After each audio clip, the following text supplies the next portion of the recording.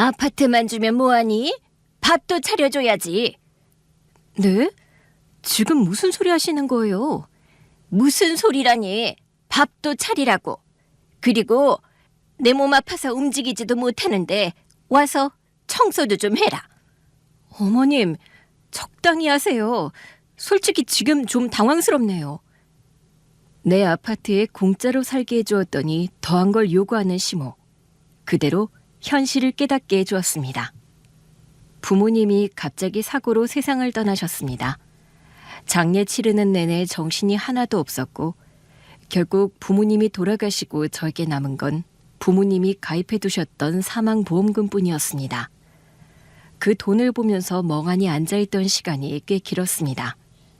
어디에 써야 할지 뭘 하는 게 맞는 건지 도무지 감이 안 왔습니다.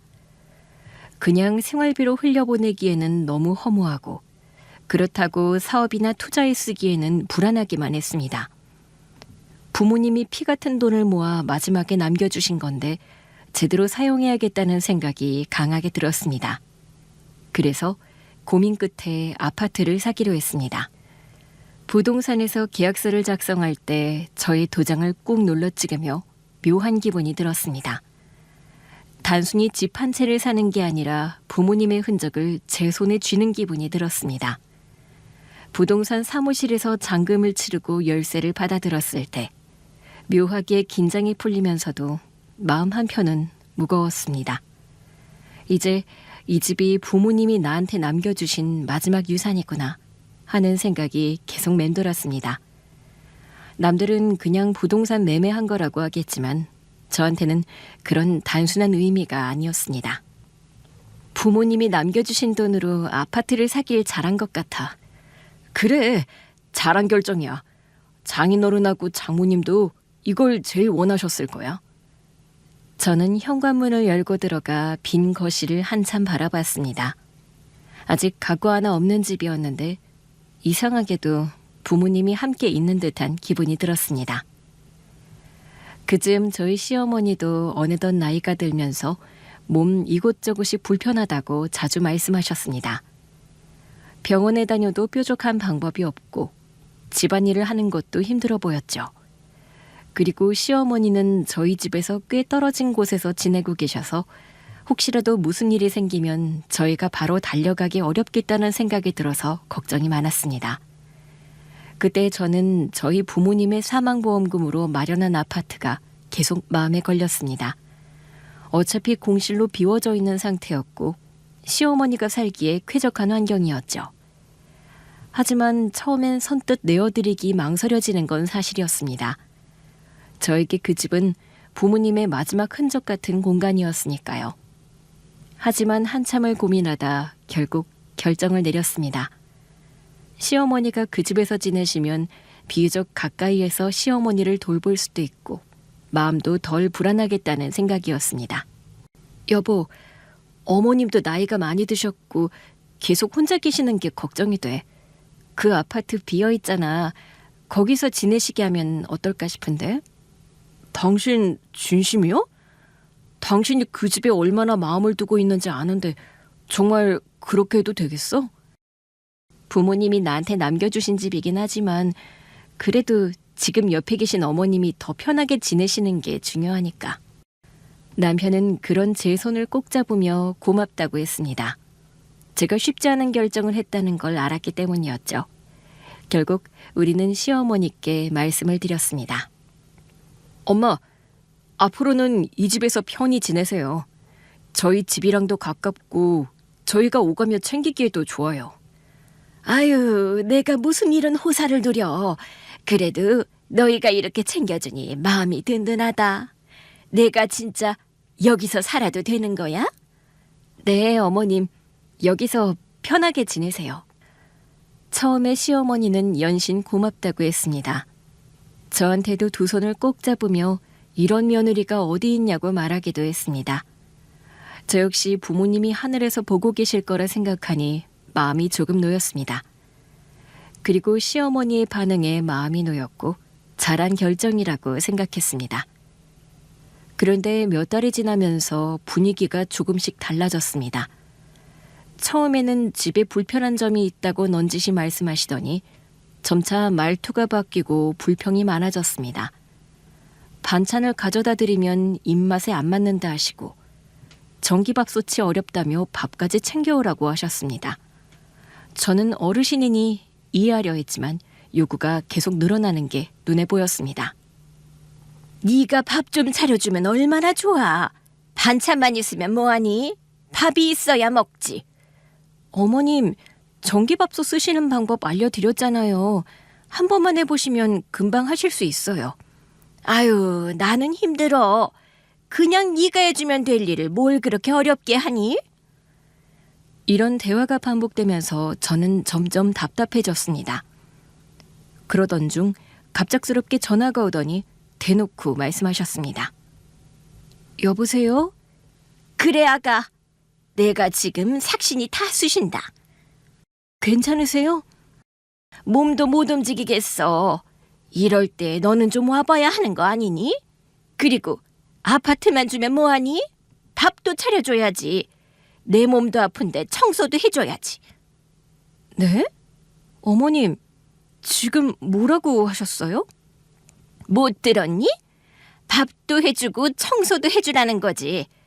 나는 지금 몸이 아파서 못하잖니. 저는 그 말을 듣는 순간 머리가 띵해지는 기분이었습니다.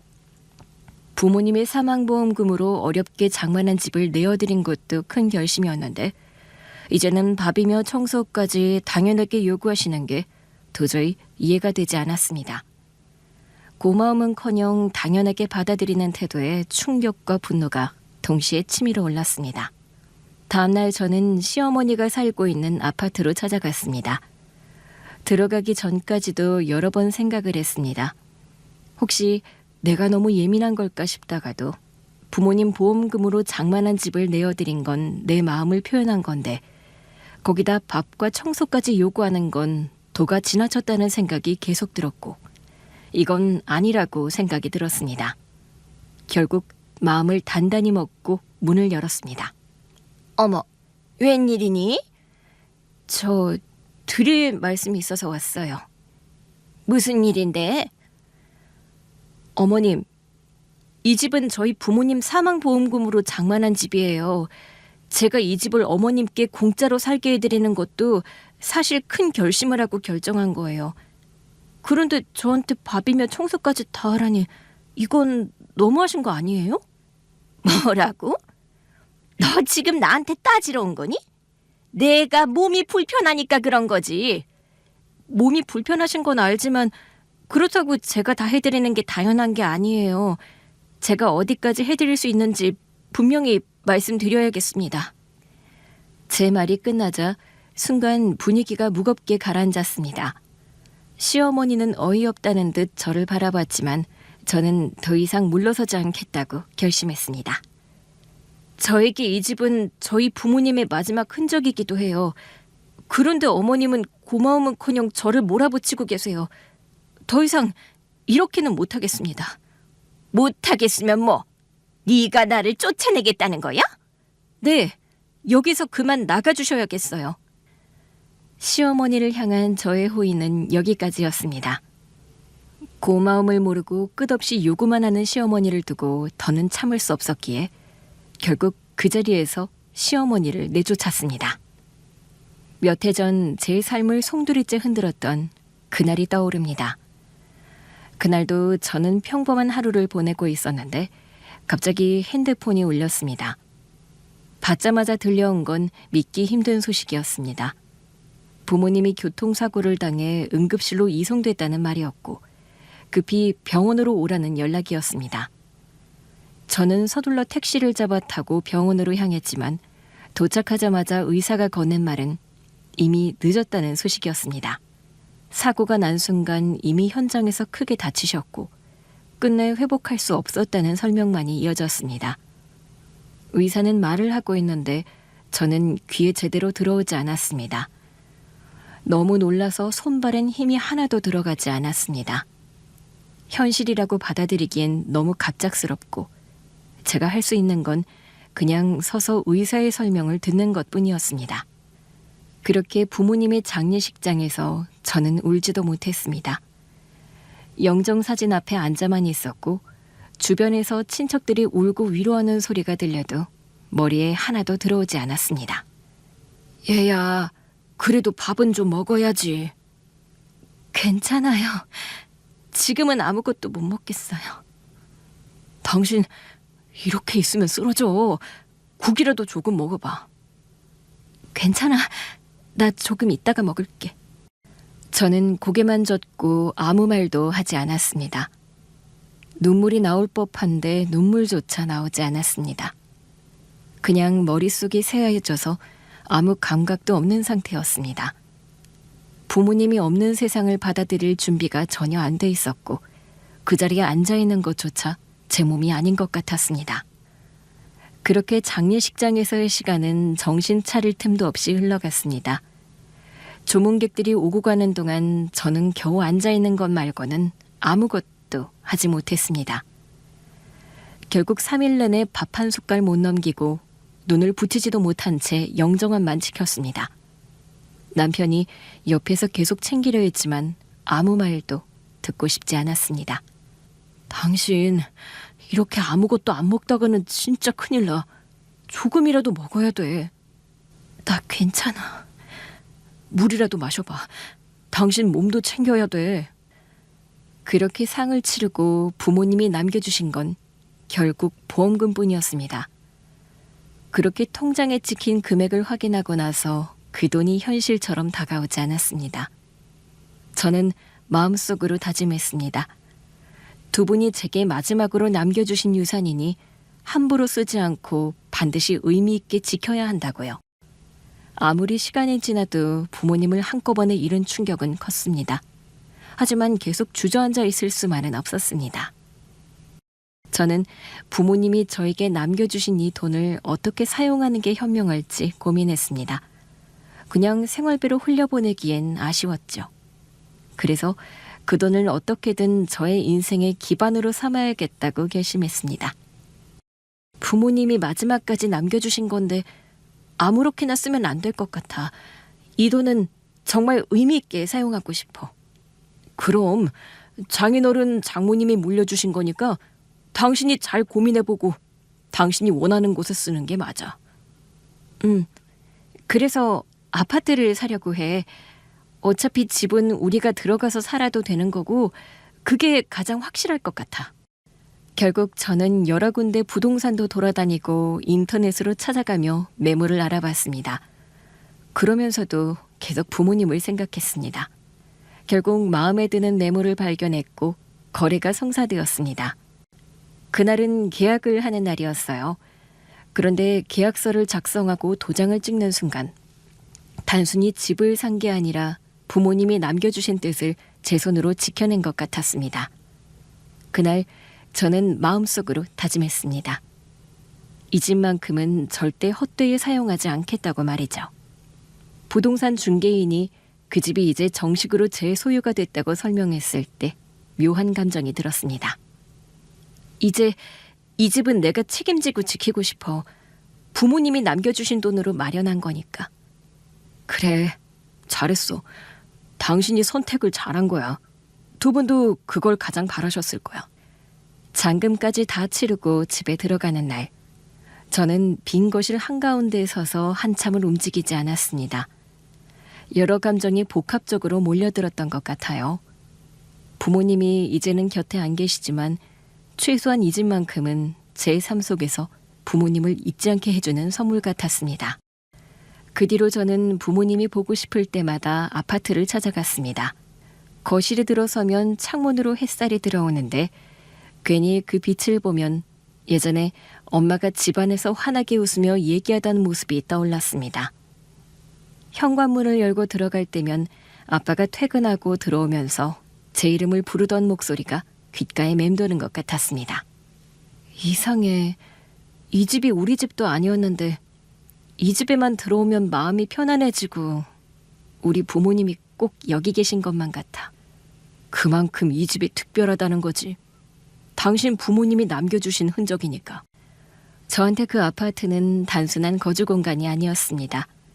부모님이 곁에 없는 지금 그 집이야말로 두 분과 저를 이어주는 끈 같은 느낌이었고 힘들 때마다 다시 서게 해주는 버팀목이 되었습니다. 그 즈음 시간이 흐르면서 시어머니는 예전보다 눈에 띄게 기력이 떨어지셨습니다. 전에는 혼자서도 잘 다니시던 분이었는데 이제는 조금만 움직여도 여기저기 아프다고 호소하셨습니다. 혼자 병원에 다니시긴 했지만 뚜렷하게 나아지는 건 없었고 연세가 있다 보니 약을 먹어도 그때뿐이라는 말만 반복하셨습니다. 작은 집안일 하나하나도 불편해 보였고 평소 하던 일들을 놓치거나 미루는 경우가 많아졌습니다. 시어머니는 저희 집에서 꽤 먼 거리에 떨어져 사셨습니다. 그래서 저와 남편은 늘 불안했습니다. 전화로 안부를 묻는다고 해결될 문제가 아니었고 혹시라도 위급한 상황이 생기면 바로 달려가는 게 어렵다는 걸 누구보다 잘 알고 있었기 때문에 마음이 늘 무거웠습니다. 여보, 솔직히 걱정돼. 어머님이 요즘 자꾸 아프다고만 하시잖아. 병원 다니신다고 해도 별로 좋아지는 것도 없고. 나도 아까 퇴근길에 엄마한테 전화했는데 목소리가 항상 힘이 없어. 괜히 전화라도 안 받으면 무슨 일 있는 건 아닐까 불안하고. 멀리 계시니까 우리가 챙겨드리기도 어렵고 무슨 일 생기면 대응이 늦을 수밖에 없잖아. 그 생각만 하면 불안해서 일이 손에 안 잡힐 때가 많아. 맞아. 나도 마음이 편하지가 않아. 사실 이대로 두는 게 맞는 건가 싶기도 해. 가까운 데 계시면 우리가 바로 들릴 수 있는데 지금은 그게 안 되니까 자꾸 마음에 걸리네. 남편은 고민에 빠진 듯 한동안 말을 잇지 못했습니다. 저 역시 답을 쉽게 낼 수는 없었고 시어머니를 어떻게 모셔야 할지 고민이 점점 깊어졌습니다. 그러다 제가 먼저 결정을 내렸던 것 같아요. 부모님의 사망보험금으로 어렵게 마련한 아파트는 그때까지도 계속해서 공실로 비워두고 있었던 거죠. 저희는 이미 살고 있는 집이 있었기 때문에 굳이 옮겨 들어갈 이유가 없었습니다. 저희 집과 거리가 멀지도 않은 위치였고 그냥 두기엔 아까워서 세입자를 드릴까도 생각했었죠. 그런데 막상 임대를 놓으려니 마음이 선뜻 가지 않았습니다. 부모님이 마지막으로 남겨주신 집이라 아무에게나 내어주기가 쉽지 않았던 겁니다. 그러던 중 몸이 불편한 시어머니가 발목을 붙잡았죠. 저는 고민 끝에 남편에게 조심스럽게 말을 꺼냈습니다. 부모님이 남겨주신 아파트를 이렇게 그냥 비워두느니 차라리 시어머니가 들어가서 지내시면 어떻겠냐고 했습니다. 수십 번 고민하고 결정을 내린 부분이었어도 마지막까지 망설여지긴 했죠. 하지만 현실적으로는 그게 가장 나은 방법이라 생각됐습니다. 여보, 있잖아. 나 할 말 있어. 뭔데? 우리 아파트 말이야. 그냥 공실로 두는 것보다 어머님이 거기서 사시면 어떨까 싶어. 가까우니까 우리도 자주 찾아뵐 수 있고. 뭐라고? 진심이야? 그 집은 당신한테 특별한 집이잖아. 이렇게 쉽게 결정해도 돼? 아니야, 쉽지는 않았어. 그래도 계속 비워둘 순 없고 세입자 주는 건 더 마음이 불편하잖아. 어머님이 우리랑 가까이 계시면 우리도 안심되고 어머님도 혼자 계실 때보다 나으실 거야. 내가 뭐라고 말해야 할지 모르겠다. 당신이 이렇게까지 생각해 줄 줄 몰랐어. 정말 고마워. 남편은 한참 말을 잇지 못하다가 제 손을 꼭 잡았습니다. 그만큼 제가 쉽지 않은 결정을 내렸다는 걸 잘 알고 있었던 겁니다. 저 역시 마음이 무겁긴 했지만 시어머니의 상황을 생각하면 더는 미룰 수 없는 선택이었습니다. 남편에게 그렇게 말을 했어도 저도 사실 마음이 편하지는 않았습니다. 부모님이 마지막으로 남겨주신 흔적 같은 집을 다른 사람에게, 그것도 시어머니께 내어드린다는 게 결코 가벼운 일은 아니었습니다. 하지만 곰곰이 생각하다 보니 저는 부모님을 갑작스럽게 잃은 자식이었습니다. 그 상실을 누구보다 잘 알기에 살아계신 시어머니에게만큼은 잘해드려야 하지 않겠냐는 마음이 앞섰습니다. 나중에라도 후회를 남기고 싶지 않았거든요. 솔직히 아직도 마음이 좀 무거워. 그래도 어머님께서 혼자 계신 것보단 나으니까. 나도 알아. 당신이 이런 결정을 내린 게 얼마나 어려운 건지 잘 알지. 부모님 집인데. 그래서 더 망설여졌어. 하지만 우리 부모님은 안 계시고 지금 우리 옆에 계신 어머님께라도 잘해드리는 게 맞다고 생각했어. 정말 당신 같은 며느리는 없을 거야. 정말 고마워. 내가 더 잘할게. 이렇게 남편에게 제 속마음을 솔직히 말하고 나니 조금은 정리가 되었습니다. 아직도 복잡한 감정은 있었지만 최소한 이번 결정만큼은 잘한 일이라고 생각했죠. 결국 시어머니는 그 아파트에서 공짜로 살게 되었습니다.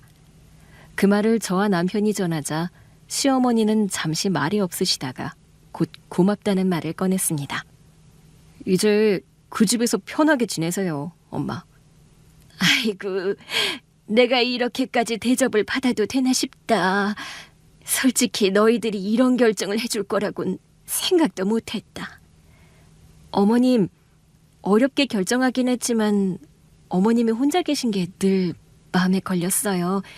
멀리 계시면 무슨 일 생길까 늘 불안했거든요. 그랬구나. 나도 사실 너희에게 티는 안 냈는데 밤마다 불안했어. 몸도 예전 같지 않으니 혹시 잘못되면 누가 알기나 할까 싶어서. 그래서 이 사람이 먼저 얘기해줬어. 엄마가 가까운 데 계시면 우리도 바로 달려올 수 있고 마음이 한결 편해지니까. 맞아요. 그냥 편히 지내시면 돼요. 세입자들이면 남이 들어와 사는 거라 그게 더 불편했을 텐데 어머님이 계시는 게 저도 마음이 놓여요. 네가 이렇게 말해주니까 미안하면서도 고맙구나. 괜히 나 때문에 부담만 치는 건 아닌지 모르겠다. 부담으로 생각하지 마세요. 오히려 저희가 챙겨드리는 게 당연한 거예요. 그러니까 이제 걱정 내려놓으시고 건강만 더 신경 쓰세요. 시어머니는 연신 고맙다고 하며 혼자 있던 불안이 줄어드는 것 같다고 했습니다. 저는 그 모습을 보며 부모님이 제 결정을 지켜보고 계신다면 잘했다고 하실 거라 믿고 싶었습니다. 그런데 그렇게 시간이 지나고 3달, 넉 달이 지나자 시어머니의 말투가 조금씩 달라지기 시작했습니다. 어느 날은 전화가 와서 집에 불편한 점이 있다고 말씀하시더니 점차 집을 자기 소유처럼 여기며 불평을 늘어놓으셨습니다. 여기 주방이 마음에 안 들어. 원래 이렇게 답답했니? 주방은 원래 구조가 그래요.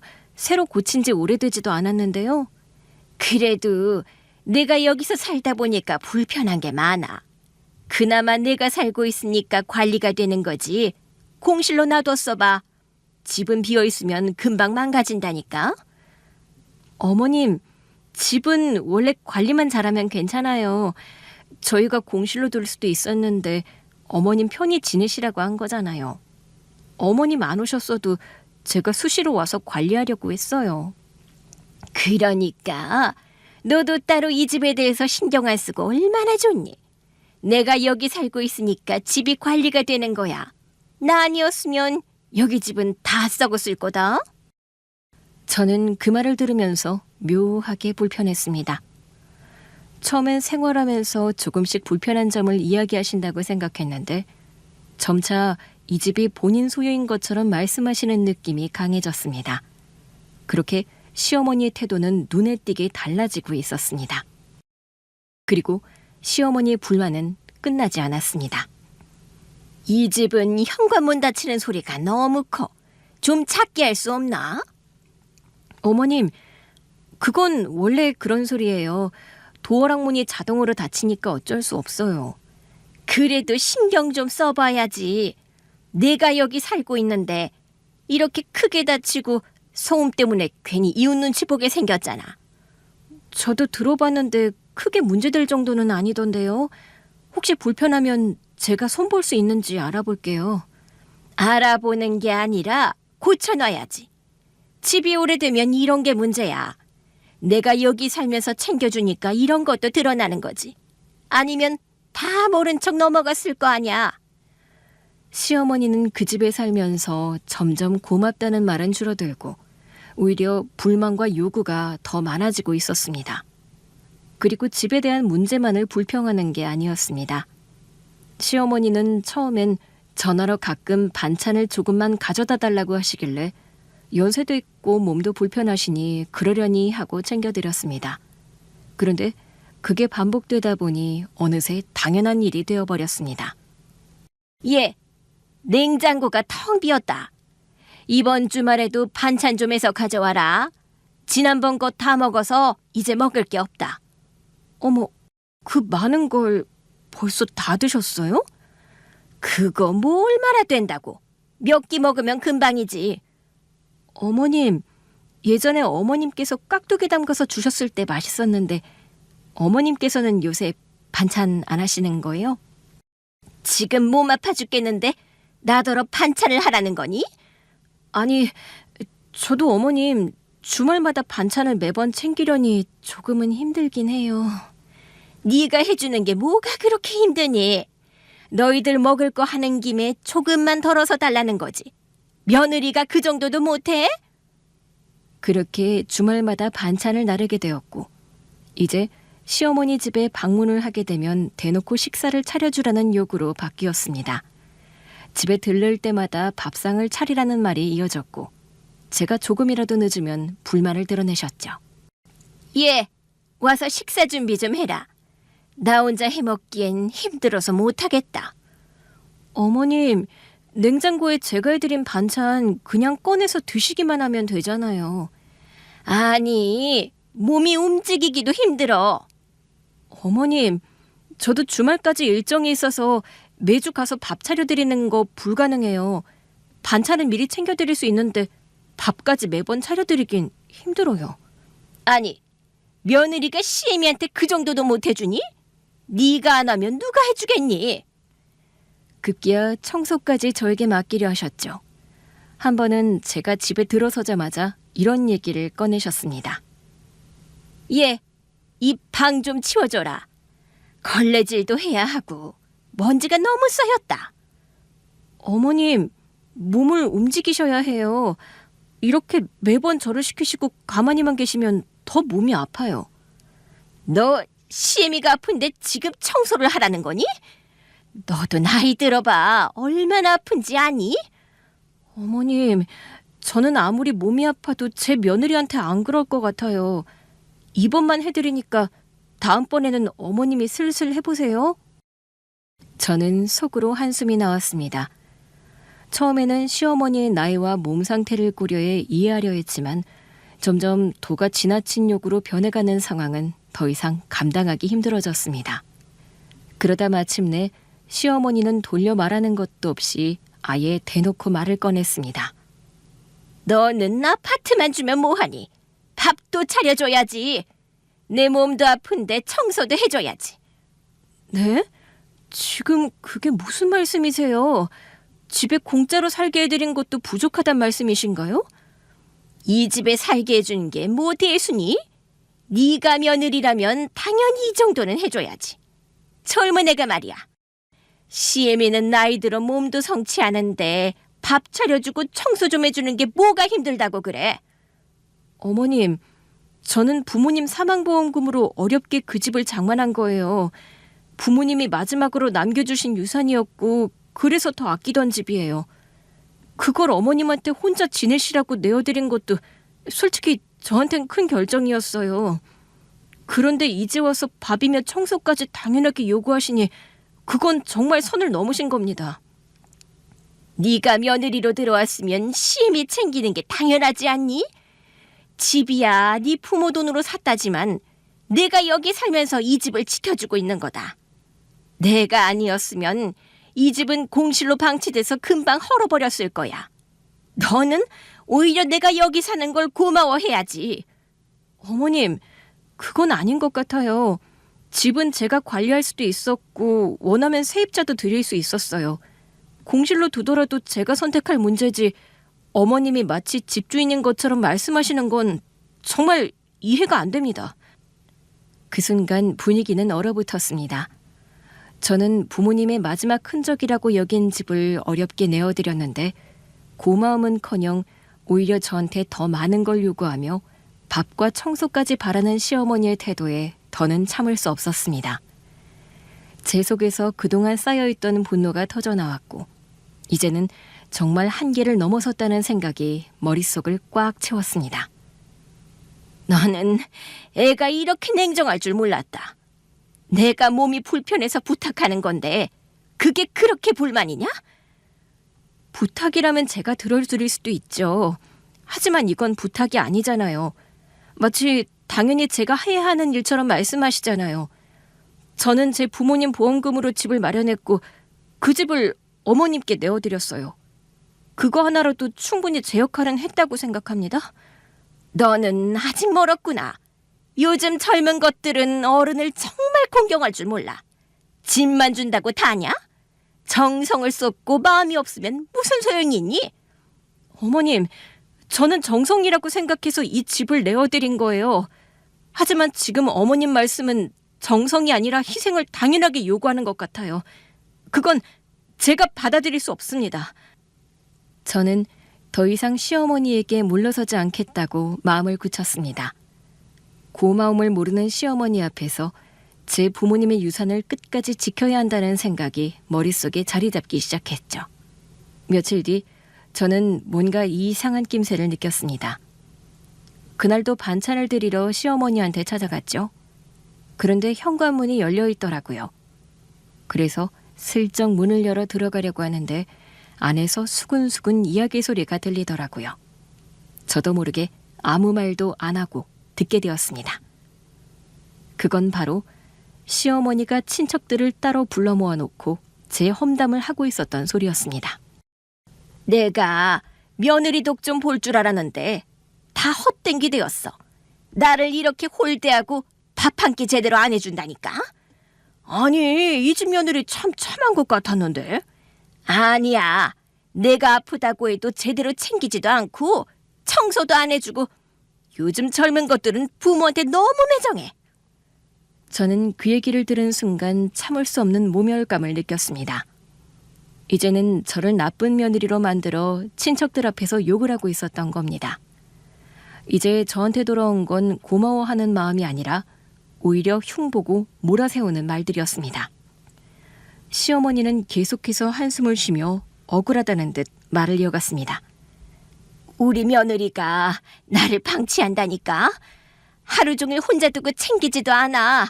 내가 아프다고 말해도 못 들은 척한다니까? 아니, 그래도 이 집까지 내어줬다면서. 집만 주면 뭐해?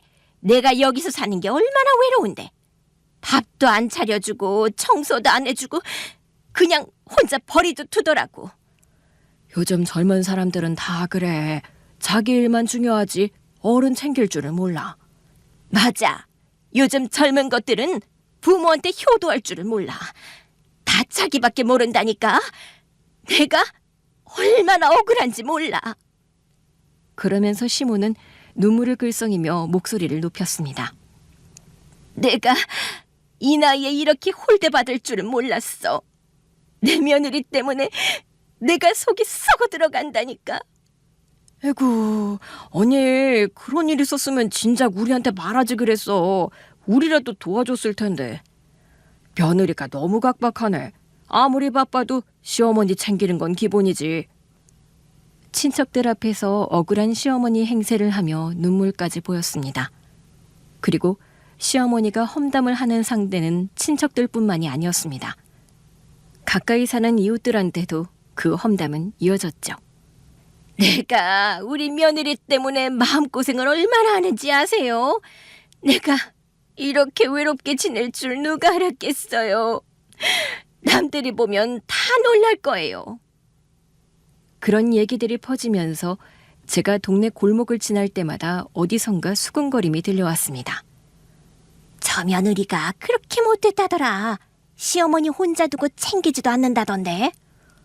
요즘 젊은 사람들 다 그렇지 뭐. 저는 그 소리를 들을 때마다 속이 부글부글 끓었습니다.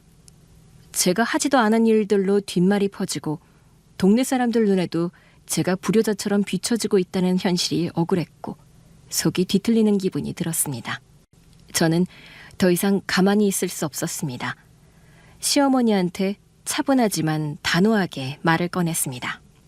어머님, 뒤에서 저 욕하고 다니시는 거 다 알아요. 이제는 고맙다고 하는 것까지도 바라지 않아요. 대신 모욕은 하지 마셔야죠.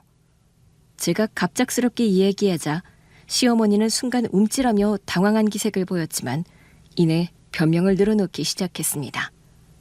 내가 언제 그랬다고 그래? 그냥 속상해서 말 좀 한 거지. 너 탓을 한 건 아니야. 속상하신 건 알지만 없는 얘기 지어내면서 제 체면을 깎으시면 안 되죠. 어머님이 하신 말들이 그대로 제 귀에 들어오고 있어요.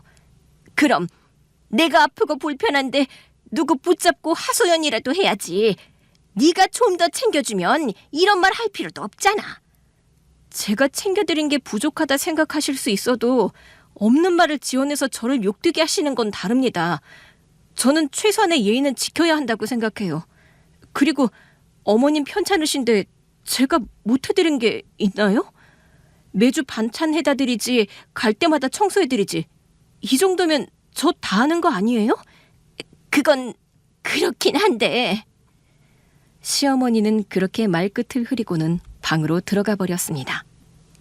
저는 시모가 저를 흉보고 다닌 일로 이미 마음이 크게 상해 있었지만 미처 그 마음이 풀리지도 못한 채 시어머니는 또 과한 요구를 해왔습니다.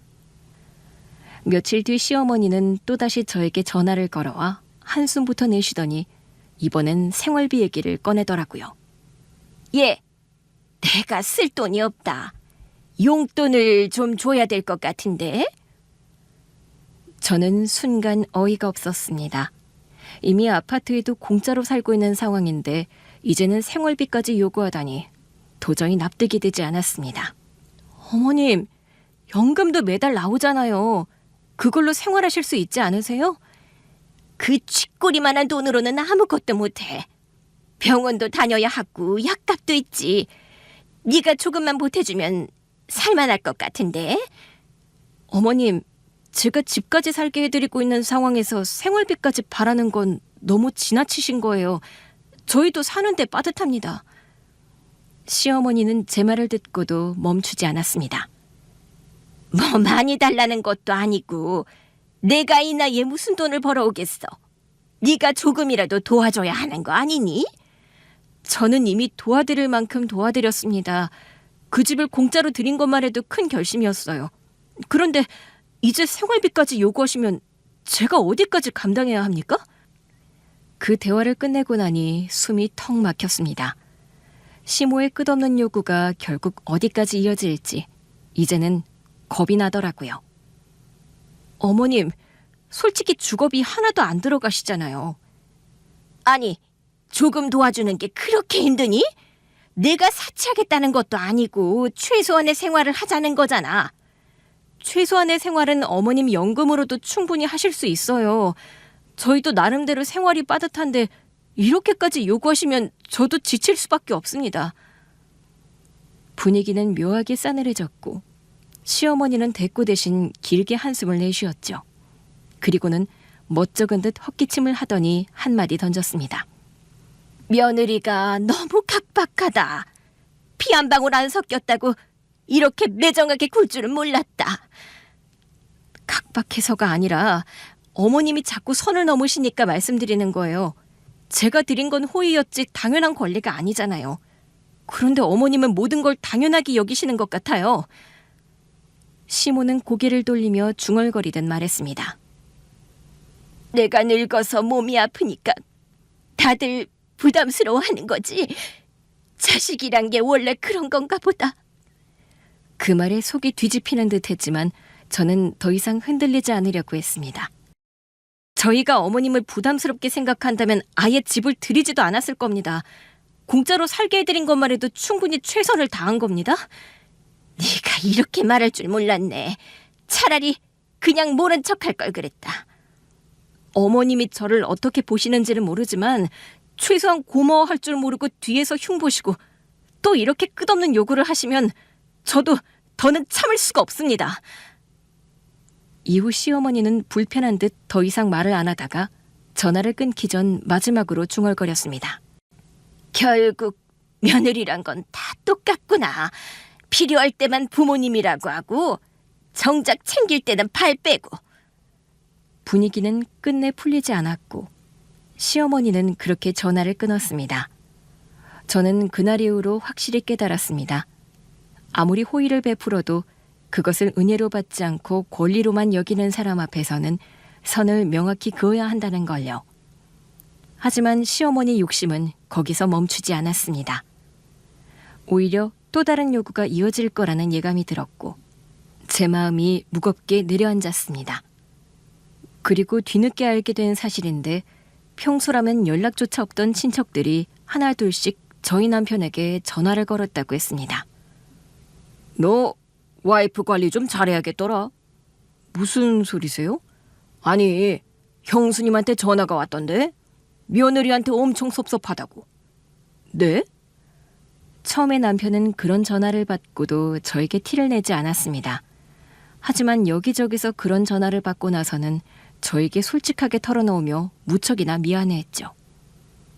요새 친척 어르신들한테 전화가 와서 받았는데 다들 그러더라. 엄마가 섭섭해한대. 당신이 너무 각박하다고 했대. 듣고만 있다가 결국 안 되겠어서 당신한테 말하는 거야.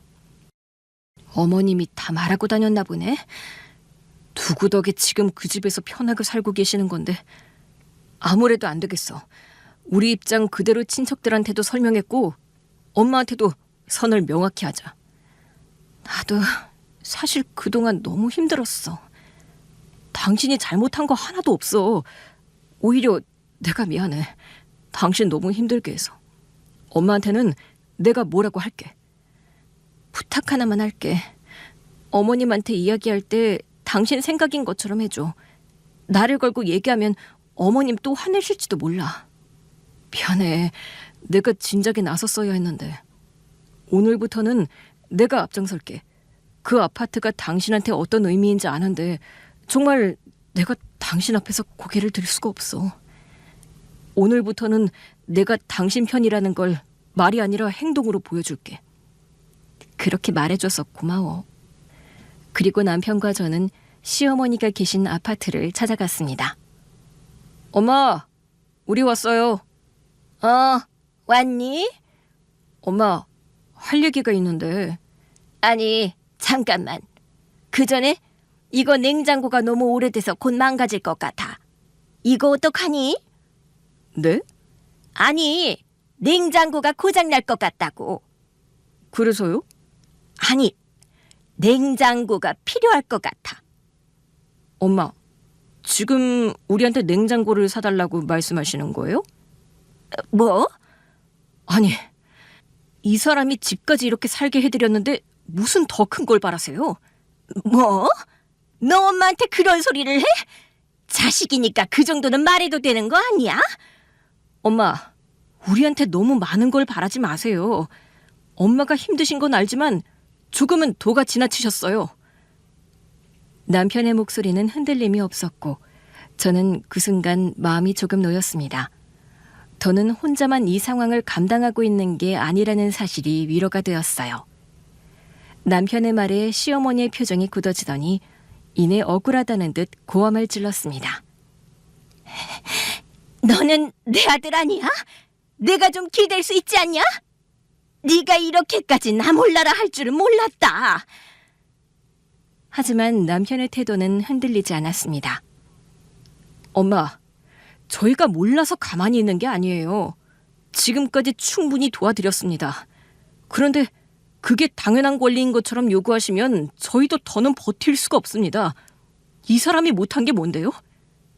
저는 옆에서 묵묵히 듣고 있었지만 남편의 단호한 말이 제 마음까지 대신 전해주는 듯 했습니다.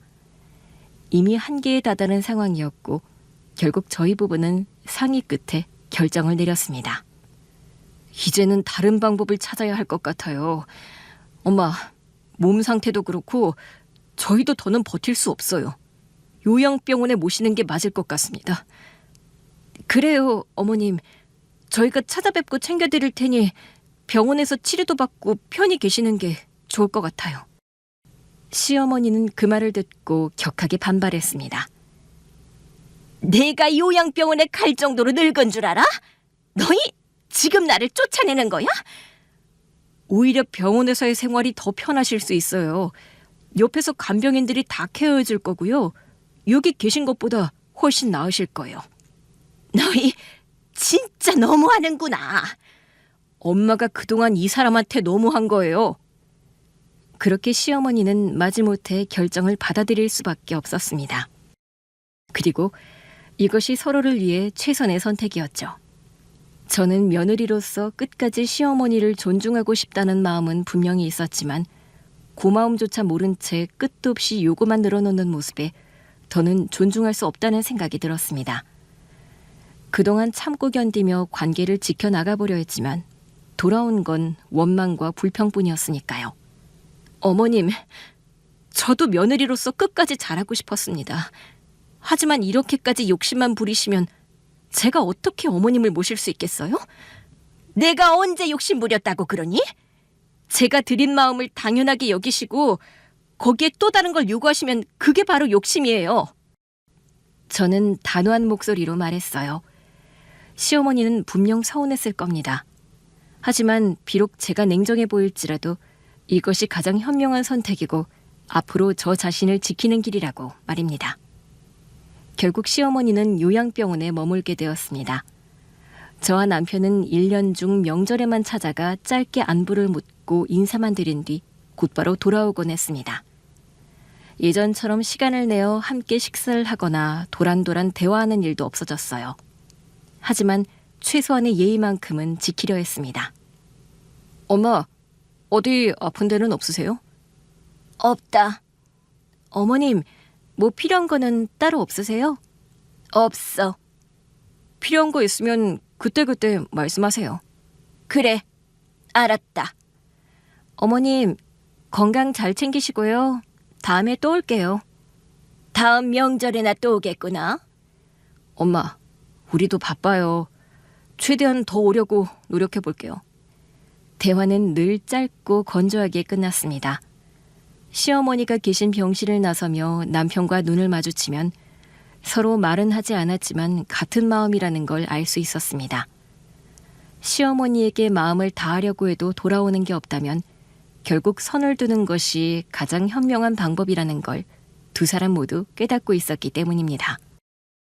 저는 단호한 결정을 내려준 남편에게 마음 깊이 고마움을 느꼈습니다. 만약 남편이 시어머니 편을 들었다면 저는 너무나 힘들었을 것이고 결국 부모님이 남겨주신 집조차 지켜내지 못했을 겁니다. 하지만 남편이 앞장서서 시어머니와 선을 그어주었기에 더 이상 흔들리지 않고 제 입장을 분명히 할 수 있었습니다. 당신이 아니었으면 나 혼자 감당 못했을 거야. 정말 고마워. 고마워할 게 뭐 있어. 내가 마땅히 해야 할 말이었어. 당신만 힘들게 둘 수는 없잖아. 당신이 있어서 정말 든든해. 우리 부모님이 남겨주신 집을 끝까지 지킬 수 있었던 것도 당신 덕분이에요. 그 집은 당신 부모님이 마지막으로 남겨주신 거잖아. 누구도 함부로 넘볼 수 없어. 앞으로도 우리가 잘 지켜야지. 저는 부모님이 물려주신 집을 지켜냈다는 사실이 단순히 재산을 지킨 것이 아니라 부모님이 제게 남겨주신 마음을 지켜낸 것 같아 크게 위로가 되었습니다. 그리고 그 옆에서 제 편이 되어준 남편에게 깊은 신뢰와 든든함을 느꼈습니다. 당신이 오랜 시간 동안 우리 엄마 때문에 고생한 걸 생각하면 내가 한 건 아무것도 아니야. 나야말로 고마워. 아니야, 그건 며느리로서 당연한 거야. 이제 우리 둘만 보고 살자. 저는 오랜만에 마음이 따뜻해지는 걸 느꼈습니다. 끝까지 제 편이 되어준 남편이 곁에 있다는 사실이 큰 힘이 되었고 이제는 더 이상 혼자가 아니라는 확신이 들었어요. 그동안 힘들었던 순간들이 하나씩 뒤로 물러나는 것 같았고 남편과 함께라면 어떤 일도 이겨낼 수 있겠다는 용기가 생겼습니다. 우리는 부모님이 남겨주신 아파트로 이사를 가기로 했습니다. 단순히 집을 옮기는 게 아니라 부모님의 마음을 이어받아 새로운 시작을 하는 것 같았습니다. 새로운 보금자리에서 남편과 함께 웃고 서로 기대며 살아가고 싶습니다. 이제는 불안하고 우울한 마음은 내려놓고 따뜻한 일상이 기다리고 있다는 생각에 마음이 한결 가벼워졌습니다.